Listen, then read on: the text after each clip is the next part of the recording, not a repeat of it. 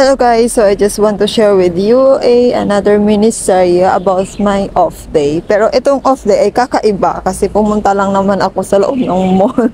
At saka pumunta dito sa Star Wars na to guys. So as you can see, hindi ka makapag-picture ng maayos kasi ang daming tao na dumadaan. Kasi nasa gitna nga siya ng mall.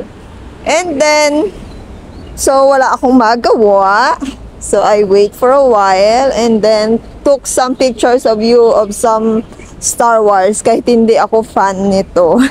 So ang cute lang kasi at saka madaming pila, madaming pumupunta. So try din natin para may magawa rin tayo sa ating off. Kasi maulan dito sa Hong Kong. So ito yung Star Wars nabulol. Star Wars attraction. Ano pa naman yan? Attraction dito sa Tycho Place sa City Plaza. So sa gitna ito ng mall guys. So ayan yung nilagay nila dito. So wala lang, unique lang. At saka pinipilahan talaga siya ng maraming tao at bumibili nitong Star Wars. So siguro fans sila.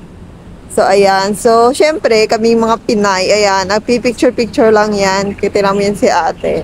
Kasi hindi naman ako mahilig mag-picture ng sarili ko dyan. At saka, hindi ko siya bet. Hindi kasi ako, fan nito. So, ayan. Nag-picture lang ako and then, malis.